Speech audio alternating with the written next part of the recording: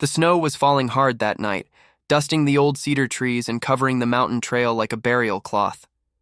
The wind howled through the pines like a dying beast, and deep in that wilderness, where no lawmen ever rode and no preachers, voice reached, a lone cabin stood, its lantern flickering like the last breath of a forgotten soul.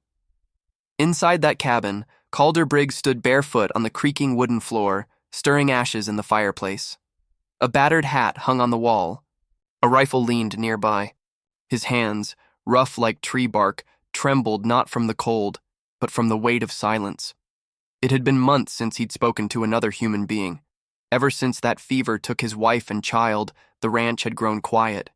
He had buried them with his own hands beneath the frozen earth. The town stopped visiting after that. He stopped going into town even before. Now it was just him and the wolves, until he heard the knock. 3 soft knocks. Then silence. Calder froze. A knock? Out here in this storm? He slowly stepped to the door, grabbed his rifle, and whispered under his breath, "Please be the wind." But it wasn't. He opened the door, and there she was, barefoot, soaked in snow, bleeding from the side. A girl, no older than 16, with black braids, deep brown eyes full of fire and fear, and dressed in Comanche leather. Calder's heart jumped. A Comanche? Here? He looked behind her, half expecting arrows to fly. But there was no one. Just falling snow. She didn't speak. She didn't beg. She just looked at him, her lips trembling, her face streaked with dried blood and frost. Then she collapsed in the snow. Calder stood frozen for a second. Then he dropped his rifle and ran. To her. Inside, he wrapped her in wool blankets and laid her near the fire. He didn't think. He just acted. The wound on her side was deep, probably from a blade. Fresh, still bleeding. He heated water, washed it, stitched it with shaking fingers. She winced but didn't cry. She never spoke. He tried asking her name, but she only closed her eyes. She was burning with fever. He knew what that meant. He had seen it before. That night, he sat by her side, feeding her spoonfuls of broth. She wouldn't eat. Until he said softly, "I ain't gonna hurt you." Then she opened her mouth. Just once. It was the first time his voice had been heard in weeks. He didn't sleep, not even a blink. All night long he listened. Every crack of the branch, every howl of the wind, every whisper of snow on roof. He had taken in a wounded Comanche girl, and he knew what that meant, because where one Comanche showed up bleeding. Others followed, and at dawn, just as the first light cracked the horizon, Calder stepped outside to gather wood and stopped cold. 70 riders, bows drawn, faces painted in war colors, horses stomping frost-covered earth. One man at the U, front, tall, fierce, proud, with a long feathered spear and eyes that pierced like arrows. The man looked straight at Calder and spoke just one word, daughter. The snow crunched under Calder's boots as he stepped onto the porch. The cold bit through his flannel, but it was nothing compared to the weight of 70 eyes staring back at him. Warriors, mounted, still as statues. Their bows were raised, not drawn, but the message was clear. One wrong move, and this cabin would be ash. The man at the front. He wasn't just any Comanche. His face was painted with white streaks, and a necklace of eagle talons hung around his neck. He was a warchief, the kind mothers warned their children about, the kind frontiermen feared in their nightmares. And he had said just one word, daughter. Calder's fingers twitched near his waist, instinct looking for the rifle inside, but he stopped. He took a slow breath, raised his empty hands slightly, and said, "She's inside. Hurt bad. I didn't touch her, just patched her up." Silence. The chief didn't blink, just stared. Hard, as if he were reading Calder's soul. Then he spoke again, in low English. She was not supposed to return. Calder swallowed. She didn't. She collapsed on my porch. I ain't your enemy. Another pause. Then the chief turned slightly and spoke in Comanche. A few riders dismounted and moved forward, but not with weapons. They carried something, a long hide cloth, a symbol of truce. Calder exhaled, a breath he didn't know he was holding. They were here not to kill, at least not yet. Inside, the girl stirred. Her eyes fluttered open for a moment, disoriented, frightened, and then locked onto Calder. Her lips moved. Just one word. Tucana. Calder knelt beside her. What's that mean? But she was gone again, lost to fever and pain. He looked down at her stitched side. His work was messy, but the bleeding had stopped. He didn't know what else to do. Then a knock came, not like before, heavier, commanding. Calder opened the door, and the warchief was there, alone, without bow, without blade. He stepped inside like a ghost entering a church, his eyes fixed on the girl in the blanket. He didn't say a word, just moved to her side, and knelt. He placed a weathered hand on her forehead, whispered something Calder couldn't understand. Then, shockingly, the chief looked up at Calder and said, "You saved the blood of a ghost. That is no easy thing." Calder furrowed his brow. "Ghost?" The chief nodded. "She left our people, chose the world of your kind. She broke the circle, and yet the spirits still brought her back." He stood. "She cannot stay here. If she lives, they will come for her. Not just warriors, but worse." "Who?" Calder asked, but the chief was already walking to the door. Just before he left, he turned. "You have taken her fate into your cabin, white man. May your soul survive what follows." And with that, he stepped into the snow and vanished into the sea of riders. Within seconds, they melted back into the woods, like smoke into sky, leaving Calder alone again, with a half-dead girl, a warning, and a mystery that had only just begun. Calder hadn't slept. Not really. He just sat in his chair all night, the fire crackling low, eyes fixed on the girl breathing ragged under that wool blanket. She looked no older than 20. Her skin was pale now, not the strong bronze it must have been before the blood loss. Her cheekbones were high, hair black and tangled with dried sweat. But even in this condition, there was a fierce beauty to her, a strength buried under the bruises, and Calder had a terrible feeling that the warchief hadn't told him everything. Just before dawn, she stirred again, not feverish this time. Her lids opened slowly, her gaze scanning the ceiling like it was unfamiliar. Then she saw him. She flinched, tried to sit up. "Easy," Calder said, hands up in peace. "You're safe, for now." Her mouth was dry. She barely whispered. "Where?" "You collapsed outside my door. You were bleeding bad." Silence. She looked toward the window, where the sky was just turning pink. "They were here. Your father and his warriors." "Yeah." She closed her eyes. "Then you are already marked." "Marked?" Calder leaned in. She opened her eyes again, and this time they were full of something deep. Regret. "I was not meant to return to Comanche lands," she said, voice rough. "I left. I was cast out. Anyone who shelters me becomes prey." Calder's jaw tightened. "Well, I guess I didn't get the memo," he said. "What happened to you?" She looked away. "It doesn't matter. They will come for me. For you. For anyone I touch. I ain't scared of a few arrows." She looked at him now. Really looked. "You should be. It won't just be Comanche. There are others. Men with no tribe, no face, hired ghosts. They want me because of what I carry." "What do you carry?" She hesitated. Then her hand went to her side, under the blanket. Calder stepped forward fast.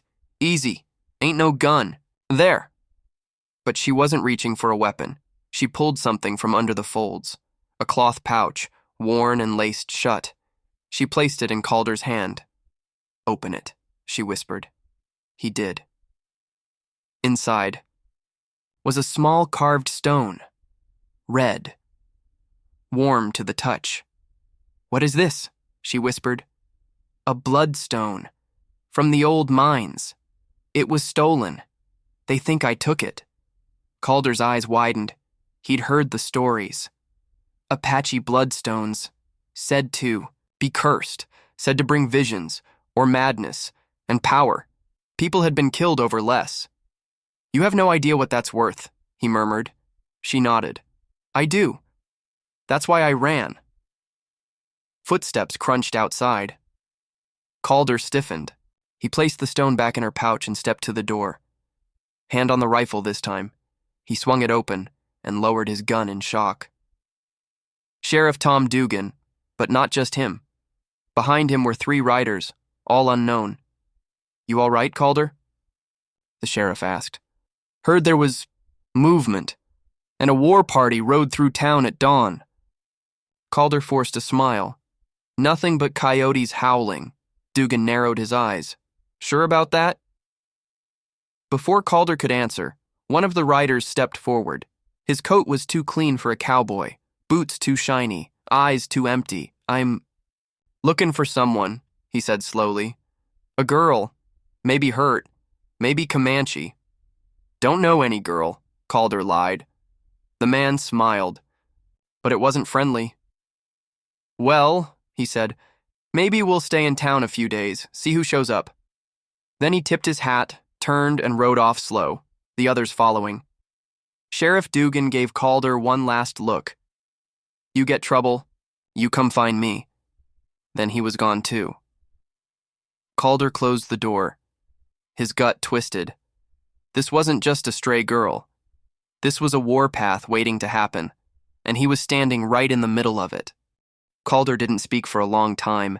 He just stood with his hand still resting on the doorframe, eyes locked on the dusty trail where the strangers had vanished. That rider, the one with the polished boots and empty eyes. He wasn't Law. He wasn't Cowboy. He was something else. Behind him, the girl struggled to sit upright. Her breath was shallow, her face pale. "What did they want?" she asked. Calder turned. "You, that stone." Her hand tightened instinctively over the pouch. "I shouldn't have come here." Calder crossed the room, his boots heavy on the floorboards. He crouched beside her. "You didn't come here," he said softly. "You fell at my door." She looked into his eyes now, really looked. Most men would have sent her away by now, or handed her over. She knew the price of helping her, but this one hadn't blinked. "Why didn't you give me up?" she whispered. He hesitated, then said, "Because the world's already got enough people turning their backs on others." She reached for the cup of water beside her, her hand trembling. Calder helped her drink. "What's your name?" he asked. She looked away, then said, "Nayeli." "Means what?" "I love you." A slight smile. "In my mother's tongue." Calder didn't smile back. His mind was still reeling. "How long until they come back?" he asked. "They never left," she replied quietly. He blinked. "What?" She looked toward the back window, and that's when Calder saw it. A glint. A flicker. Just past the tree line. Then another and another. They were watching, already surrounding the house. He stepped back from the window, his heart hammering now. "How many?" "Dozens. Maybe more," Nayeli said. "But they wait for night. That's their way. To strike in." "The dark!" Calder grabbed his rifle. Loaded every chamber. His mouth was dry. "Do they know you're wounded?" "They don't care," she replied. "They think I stole from them. They think I deserve to die." "What's in that stone?" he asked again. She looked down at the pouch in her lap, then finally said, "It's not just a stone, it's a key." "A key to what?" She hesitated. Her voice dropped low, like the words might summon something. A hidden mine, deep in sacred Comanche ground. It belonged to my grandfather's grandfather, before the settlers ever rode in with wagons. Calder's breath caught. No wonder men were chasing her. No wonder bounty hunters and outlaws were tracking her scent. Does your tribe even know where it is? No. But that man, the rider, he does. Then we need to move. Tonight. Suddenly, thwack! An arrow slammed into the wooden beam outside the window. Then another. Calder yanked Niley off the cot and onto the floor, just as the window shattered behind them. A third arrow flew through, embedding itself in the wall where her head had been seconds before. They're not waiting for night. Naley's eyes filled with terror. I told you, Calder, it's not just Comanche anymore. They've hired outsiders. Then we hold here, he said, until I figure another way. Outside, hooves thundered past, shadows moved, whispers, in native tongues, and Calder knew this wasn't about helping a girl anymore. It was war, and it had come to his doorstep. The arrows stopped, but the silence that followed? Worse than war drums, Calder's breath came hard as he crouched near the shattered window, rifle tight in his grip. He scanned the trees, but all movement had vanished. Shadows pulled back. Even the birds had gone quiet. They're waiting, Naley whispered. For what? For him. Calder turned to her. Who's him? Her eyes grew distant, her voice trembling. They call him Iron Teeth. He doesn't speak, doesn't kill for war or pride, only for payment. Calder's gut twisted. He'd heard that name before, once in a ghost town saloon. A Comanche warrior turned bounty hunter, one who filed his teeth into points and wore the scalps of white men like medals. And he's after you? She nodded slowly. I killed his brother. Years ago. He swore I'd never see another sunrise. A sudden thud echoed from behind the cabin, not at the door. Underneath. Calder's eyes narrowed. He turned to Nayeli, motioning her to stay down, then crept toward the back wall. He pushed aside the old bear rug, revealing a square cut in the floorboards. A trapdoor. He hadn't touched it in years. It led to the storm cellar, and beyond that, the dry creek tunnel that ran for half a mile beneath the plains. He opened. It dust rose like old ghosts. We're not safe here. We move now. Nayeli looked hesitant. I can't run. You won't. I'll carry you. Before she could object, Calder had swept her into his arms.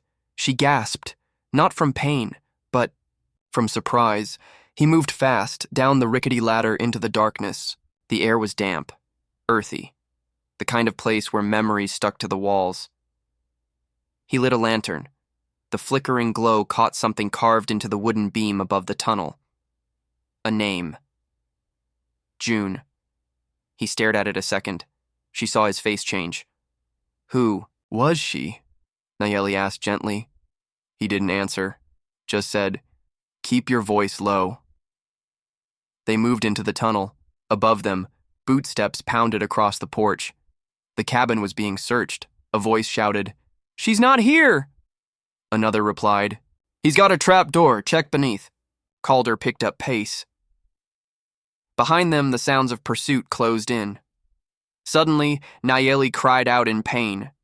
Her wound had opened again, blood soaking through Calder's shirt. He gritted his teeth. They had only one chance left.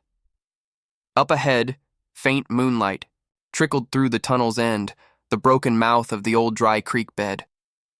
But just as they reached it, a figure stepped into view, broad shoulders, feathered axe, glinting metal teeth, iron teeth. He didn't shout. He didn't move, just stared, then slowly raised his weapon. Calder stepped between Niley and the blade. You'll have to kill me first, he said. Iron Teeth tilted his head. Then, finally spoke, voice like gravel on bone. I plan to. Calder didn't flinch, not when Iron Teeth raised the tomahawk, not when moonlight flashed off its sharpened edge, and not when the warrior took a step closer. Nayeli whimpered behind. Him, her wound bleeding freely. Back down, Calder said, voice low. You want her? You'll go through me. Iron Teeth tilted his head. Then, for the first time in years, he smiled. Good, he growled. I prefer a fight. But just as the axe swung down, a whisper echoed through the night air. A single word. Achi! Iron Teeth froze. The axe halted inches from Calder's neck. Nayeli had said it, barely a breath, a whisper of a memory, but to Iron Teeth it struck like thunder. He turned to her, eyes narrowing, muscles twitching. That name is dead, he spat. Nayeli's voice was shaking, but steady. It's my name. It was what my mother called me. You were there when she died, weren't you? Silence. Then Iron Teeth lowered his axe. You were a child, he muttered. I thought you died in the fire. Nayeli sat up straighter despite the pain. I lived. Barely. And I ran. From you. The warrior's eyes narrowed again, but this time, something deeper stirred. Not rage. Regret. Calder stepped forward. Why are you hunting her now, if you thought she was dead? Iron Teeth didn't answer at first. Then he said, quietly, because someone paid me. Who? Again silence then. A white man, tall, rich, rancher's clothes. Said she carried something that belonged to him. Calder's jaw clenched. What? I didn't ask. But Nayeli knew. She pulled the satchel closer to her chest, her hand trembling. It's not just medicine in here, she said. Before Calder could ask, Iron Teeth turned. I should kill you both for lying, he muttered. But I won't. You're not my enemy anymore. He is, and with that, he vanished into the trees. Gone like smoke, they didn't move for a long time. Calder finally knelt beside Nayeli, inspecting her wound. We need to get you to Doc Harlan, now. She didn't answer. She just stared at the satchel. Didn't mean to drag you into this, she whispered. You didn't, he said. She looked up at him. You don't even know what I'm carrying. He stood, helping her up. I don't care, not yet. What I do know is, whatever it is, someone's ready to kill for it. The sky above was beginning to lighten, dawn creeping over the horizon like a quiet warning. They emerged from the tunnel, into the dry creek, hidden by brush. Calder lifted Nayeli into the saddle and climbed behind her. They rode north, toward the town of Red Bluff, hoping to reach the doctor before the next storm rolled in. But miles away, a different storm was brewing. A man in a black duster coat stood at the edge of a wide ranch house porch, gazing south with cold, calculating eyes. Beside him stood a hired gun, pale, silent, with a snake tattoo curling down his neck. She... Alive, the man asked. The gunman nodded once. Then find her, the rancher said, and bring me my property. The town of Red Bluff woke slowly with the sun, the usual clatter of boots and distant train whistles echoing through the chilly morning. But as Calder rode in, battered, dust-covered, and carrying a wounded Comanche girl, all motion seemed to pause. Every eye turned, every voice hushed. He dismounted carefully, shielding Nayeli with his coat as he helped her down. Blood had soaked through her bandage again. From across the street, old Sheriff Alton squinted from under his wide hat. Calder. Graves, he said. Ain't seen you in town since your pa's funeral. Calder gave a nod. I need Doc Harlan. It's urgent. The sheriff's gaze shifted to Nayeli. Brown skin, long black braids, wrapped in a white rancher's coat. That an Apache? He asked. Comanche, Calder said. She's not here to hurt anyone. A pause. A flicker of distrust. But then Sheriff Alton stepped aside. You'll find the doc at the stable house. Go. Inside the small wooden clinic, Doc Harlan worked fast. Cleaned the wound, stitched it without questions, and gave Nayeli a quiet nod of reassurance. She's lucky, he told Calder later. If that blade had gone even half an inch deeper. It didn't, Calder interrupted. And that's what matters. But while Nayeli rested inside, Calder stepped out into the street, and saw something that made his blood turn cold. A rider, alone, watching. The man sat atop a dark mare, still as a stone. His long black coat brushed his boots. A coiled snake tattoo slithered up the side of his neck. And his eyes, hollow, calculating, didn't blink once. The gunman, the same one the rancher had sent. Calder stared at him. The man didn't move, didn't reach for his weapon, didn't speak, just watched. Then, turned and rode off, disappearing. Behind the livery stable like a ghost in the wind. Back inside, Nayeli gripped Calder's hand tightly. "I saw him," she whispered. "That man, he's been following me for days. He was there when I stole it." Calder knelt beside her. "What's inside that bag, Nayeli?" She hesitated, then, slowly, pulled the satchel close and unlatched the leather flap. Inside, wrapped in cloth, was a silver seal carved with the emblem of the U.S. Army and a stack of folded military documents marked "Confidential." Calder blinked. "What the hell is this?" She looked up at him, guilt heavy in her eyes. "My father," she whispered. "He wasn't just a Comanche leader. He was a scout for the army. These are letters, orders, detailing secret raids on tribal camps." Calder's chest tightened. "And the rancher?" "He profits off those raids. The land the army cleared, it became his." Suddenly it all made sense. The hired guns, the bounty on her head. And why Iron Teeth had changed his mind. He wasn't after revenge. He was after justice. Outside, the wind picked up. Red Bluff's dusty street filled with whispers. Back at the rancher's mansion miles south, the man in the black duster slammed his fist against the table. "She's still alive?" he growled. The snake-tattooed gunman nodded once. "Then burn the town if you must," the rancher hissed. "I want those papers, and I want her dead." Nayeli's hands trembled as she tucked the army documents back into the satchel. Her voice was barely a whisper. "My father stole those letters before. They could silence him.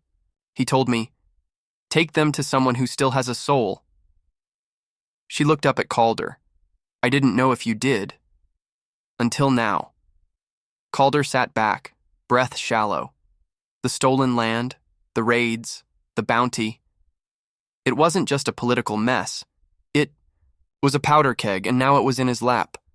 "Why did you come to my cabin?" he asked. She hesitated. "Because of what your father once did." Flashback. A boy, Calder, no more than 12, standing beside his father, John Graves, on the edge of a burning field. Behind them, an entire tribal village reduced to ash. 1. Girl survived Nayeli. His father had stopped the soldiers from killing her, hidden her away, gave her food and a name, but the army took her back before long, and Calder forgot. Until now. In the present, Calder gritted his teeth. The snake-tattooed gunman hadn't tried to kill them yet. Why? Because they didn't want to scare the town. They wanted to corner them quietly. But Nayeli's injury had forced them to show their hand, which meant time was running out. "I need to get you out of Red Bluff," Calder said, "and I need help." He turned to Sheriff Alton, an old friend of his father's, and one of the few men in town not rotten to the core. "She's carrying proof the McCready Ranch is stealing Comanche land using forged military raids. We need to get this to Fort Wexley." The sheriff rubbed his stubbled jaw, eyes narrowed. "That's 2 days' ride across wild country. And if McCready gets wind, he already has." Just then the church bells rang, 3 slow tolls. That meant trouble in the hills. Calder ran outside and stopped dead. A long trail of smoke rose from the east, the direction of his ranch, the house he'd built with his own hands, the barn, the livestock, all going up in flames. "No!" His fists clenched. Sheriff Alton stepped beside him, voice low. "That's a warning, Calder. From McCready." Back in the clinic, Nayeli tried to stand but winced in pain. I can't let anyone else die because of me." Calder stepped in, steadying her. "You won't. But I need you strong enough to ride by nightfall. He turned to Doc Harlan. Patch her up again. Give her the good stuff. We ride at sunset. But what Calder didn't know was that 3 scouts had already spotted him, watching from the ridge, marking every step, and beyond them, in the deep woods, 70 mounted Comanche warriors waited in silence. Among them, tall, stoic, and painted in red war lines, stood Iron Teeth, Nayeli's father. He raised a hand. We ride at dawn. The Comanche warriors didn't move. They sat like statues beneath the trees, bows across their laps, rifles strapped, eyes sharp. Iron Teeth, tall and solemn, didn't blink, not once. From the hill, he watched the ranch below, where his daughter was kept, and he waited. But not for war, for a decision. Calder pulled Nayeli into the saddle with him, ignoring the pain in her side. You sure you can ride? He asked. I don't have a choice, she whispered. Behind them, Sheriff Alton loaded supplies into a second horse while Doc Harlan handed off a pouch of laudanum. 2 drops only, he warned. Any more and she might not wake up. They nodded. No one talked about the smoke still curling up from Calder's burned ranch in the distance. The message had been clear. McCready wanted silence, or blood, as they reached the trailhead leading. Out of Red Bluff, Calder spotted something strange, a blue ribbon tied to a fence post. He slowed. Nayeli's eyes widened. It's a sign. From who? She hesitated. Someone inside. They found 2 more ribbons as they rode, each twisted and knotted in a specific way. Nayeli deciphered them like reading a book. It says, They're watching the fort. Take Widow's Pass instead. Sheriff Alton cursed. Widow's Pass? That canyon's cursed. Cursed or not, Calder said, it's the only way we get out alive. But Widow's Pass wasn't just narrow. It was haunted by history. Years ago, settlers were ambushed there. And ever since, no one rode it at night. The canyon walls swallowed the moonlight, and eerie whispers floated with the wind. Nayeli grew pale. This place remembers the dead. Even the horses moved skittishly. Then, a snap, a twig. Sheriff Alton drew his rifle. Someone's here. They froze. Another snap. Then movement. A flash of color darted behind a rock. Suddenly, a figure stepped out. But it wasn't McCready's men. It was a young Comanche scout, hands raised. He spoke in broken English. My name is Loma. I bring word from Iron Teeth. Nayeli gripped the saddle. That's my father's name. Loma nodded. He waits for Calder Graves. He says, this time, he will speak before he burns. The message hit Calder like a punch. Iron Teeth wanted a parley? Why? And how did he know? His name? Loma handed over a carved wooden bead. Calder recognized the pattern. It was the same design his father wore before he was shot at Fort Walker, a symbol of truce. Sheriff Alton leaned in. I don't like this. Could be a trap. Nayeli shook her head. If he wanted war, we'd already be dead. They made camp just past the canyon's edge, out of sight but not out of danger. That night, Calder couldn't sleep. Not just because of the mission, but because of her, Nayeli. The firelight danced on her cheeks as she slept, wrapped in a tattered blanket. She looked nothing like the warrior girl he'd met just days ago. She looked fragile, real, and in that moment something shifted. Not pity, not duty, but something deeper. But just before dawn, Loma returned, breathless. McCready sent scouts, 5 men. They saw your fire. Calder stood up, jaw clenched. Then we meet Iron Teeth now, or none of us walk out of this alive. By first light, the canyon was dead silent. Not even the birds dared speak. Calder rode ahead, the scout Loma beside him, while Sheriff Alton guarded Nayeli at the rear. Their horses climbed slowly over the ridges until the valley opened wide. And there, like statues in the dawn mist, stood Iron Teeth's warriors, 70 of them, each one still. Bows upright, spears in hand, and in the center, Iron Teeth himself. His eyes locked on Calder, not with hatred, but with recognition. "You are Graves' boy," Iron Teeth said in deep, rough English. Calder's hand tightened on his reins. "My father's name was Eli Graves. He died years ago, shot at Fort Walker." Iron Teeth nodded slowly. "Yes, and I saw him fall, but not before he spared my son." The words hit like thunder. Sheriff Alton muttered, "What the hell is going on?" Iron Teeth stepped forward. "No weapons, just scars. We've been enemies, but your father did not kill when he had the chance. He let my blood live. That debt, I now return." Calder swallowed. "You knew this whole time?" "I did not come for war," Iron Teeth said. "I came to see who you truly are." He glanced at Nayeli, still wrapped in the blanket on horseback. "My daughter trusted you. Risked death for your fire, not ours. That means something." Then, he pulled something from his satchel, a piece of burned wood. "This was from your ranch. McCready sent it as warning. He dropped it in the dirt. I do not fear fire, Mr. Graves, but I fear men who burn without honor." Nayeli dismounted, holding her side.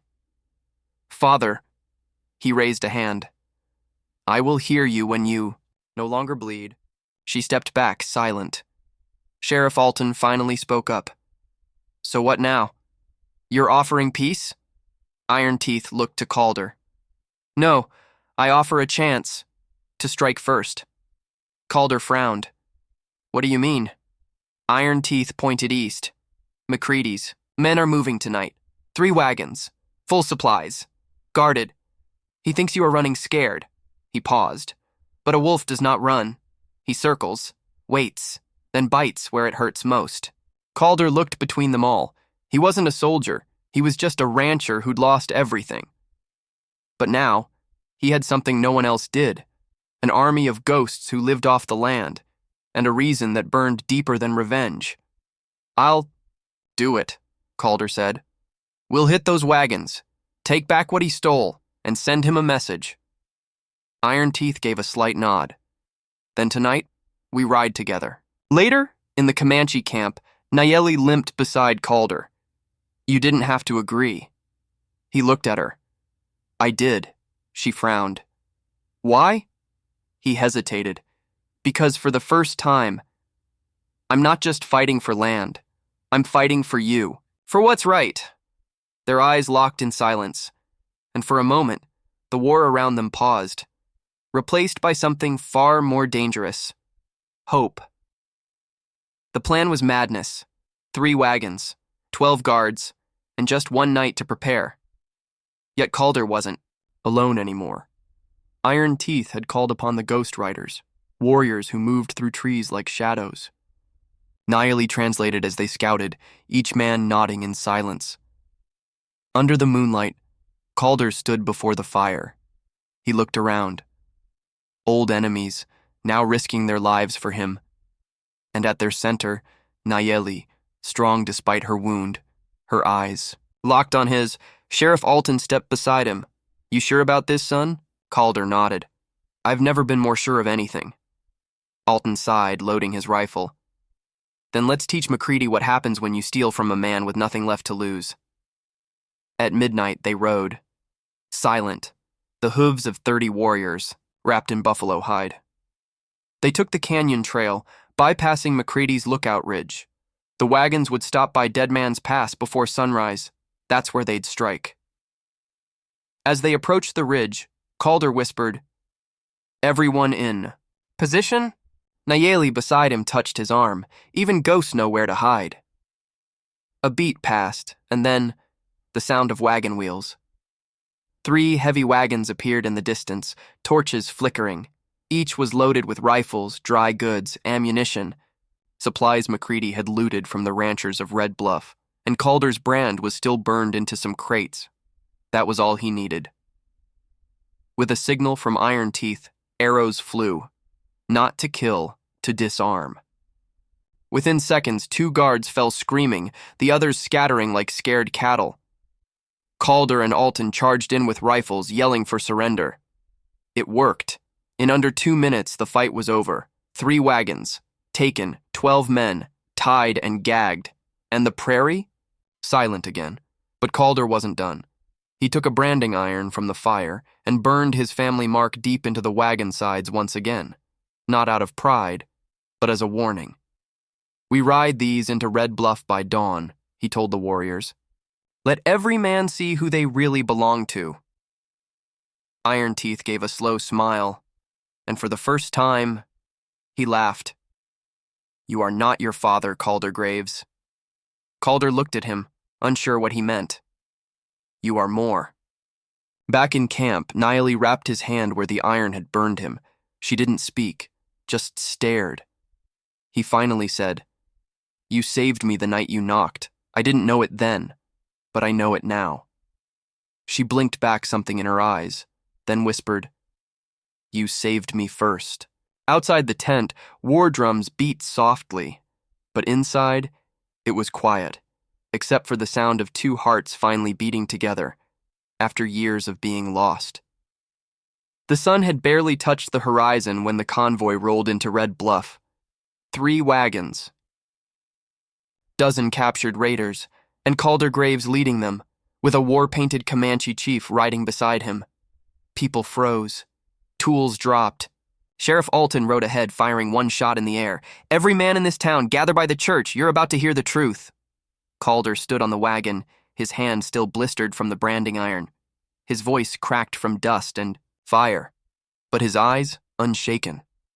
These wagons were stolen from your ranches, your stores, your homes. He kicked one crate open.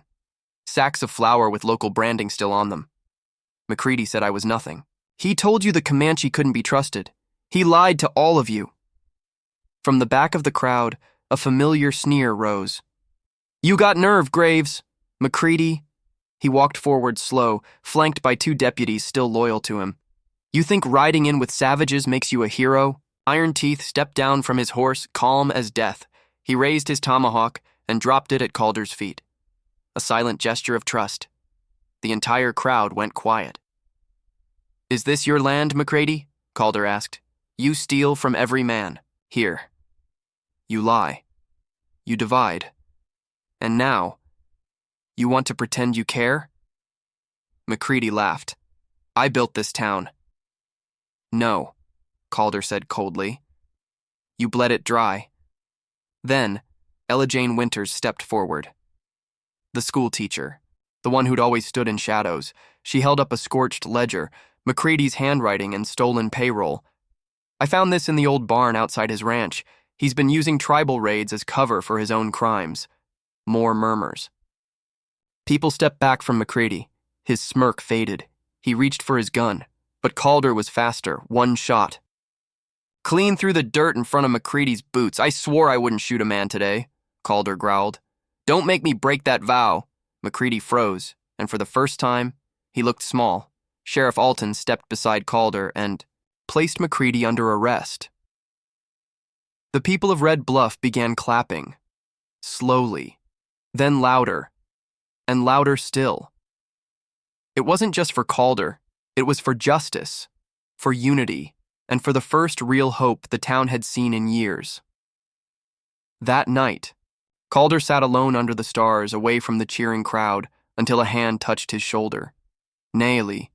She said nothing, just sat beside him and whispered, You brought peace. He looked at her, tired but sure. No, we did. Far away, a wolf howled, but this time it didn't sound like a warning. It sounded like freedom.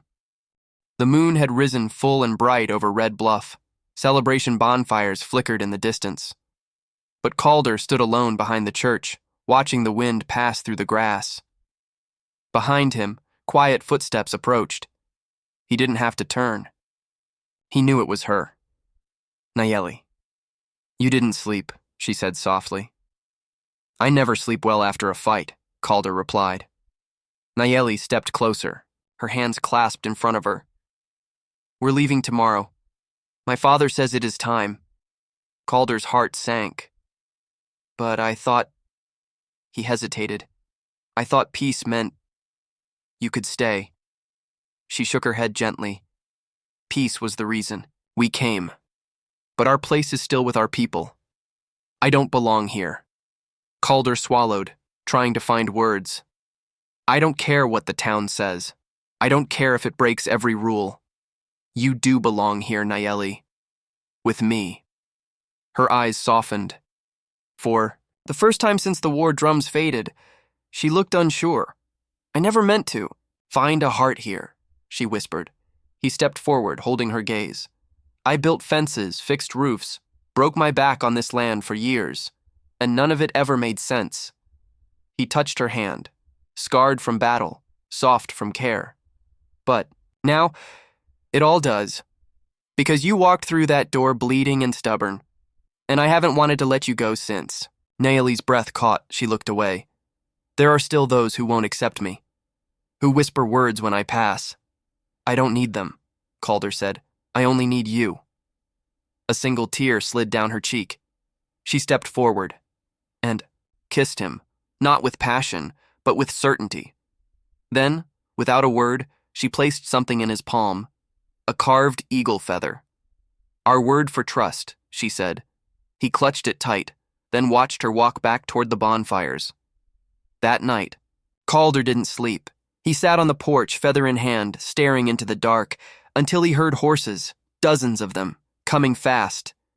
He stood, instinct kicking in, but what rode out of the trees wasn't war.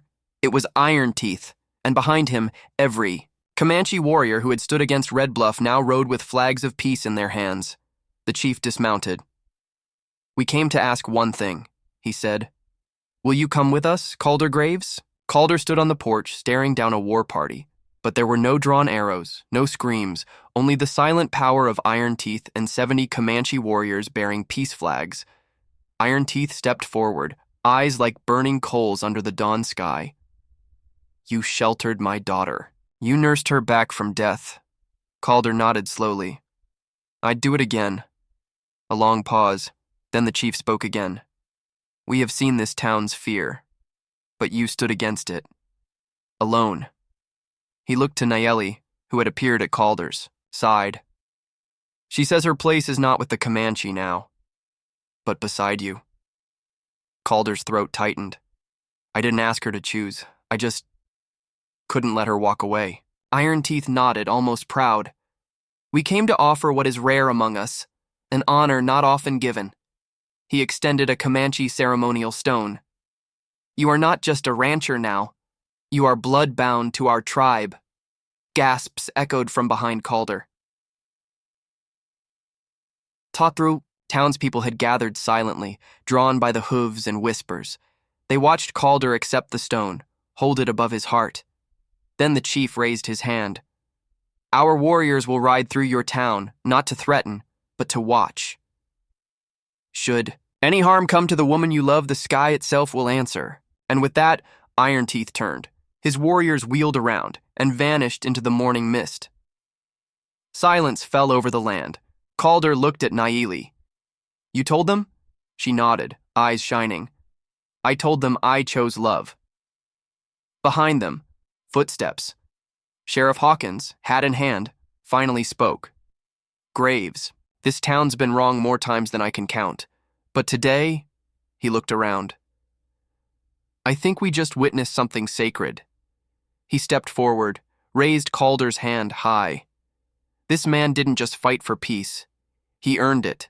Few claps turned into a crowd's cheer, and at the edge of the porch, old Widow Jane whispered, "'Bout time someone showed him what love looks like." Nayeli turned, tears spilling down her cheeks. You still want me here? Calder pulled her close. This land means nothing without you on it. And as the Comanche rode back into the hills, a town once poisoned by fear finally learned to live free. 2 weeks passed. Peace hung like wild honeysuckle in the air. The town hadn't seen a single brawl, no missing cattle, no threats, because no one wanted to be the fool who messed with Calder Graves now.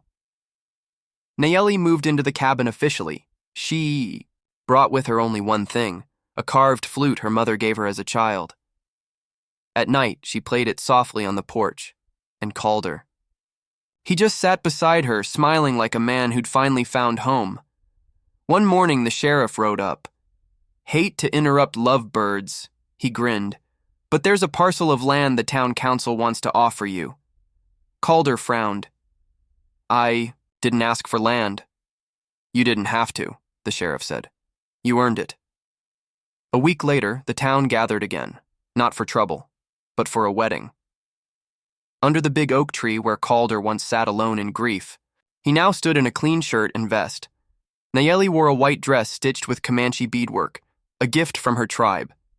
Iron Teeth stood silently among the crowd, arms folded, eyes shining with quiet pride. As the sun dipped behind the hills, Calder took her hands. He didn't prepare vows. He just spoke from his soul. I've seen war, loss, and the kind of silence that eats a man alive. But you... His voice broke. You gave me reason again, and I swear, I'll never let you go. Nayeli smiled, eyes full of tears. I walked in a stranger, wounded in body and heart, but you saw me. You didn't try to fix me. You honored me. They kissed. The town erupted in cheers. Children tossed wildflowers. Old Widow Jane wept openly. That night, under the stars, Calder played Nayeli's flute softly as she laid her head in his lap. Around them, peace. Inside them, love. And above them, the stars of the prairie blinked approval. And so ends the tale of a rancher who took in a stranger and found a family. But if you ask the folks in that town today, they'll tell you it wasn't just love. It was destiny. If this story touched your heart like it touched ours, click that subscribe button so you never miss another tale from the Wild West. Like this video if you believe love can heal anything. And comment below with, I believe in second chances. We read every one of your comments and they mean the world to us. Until next time, partner, ride safe.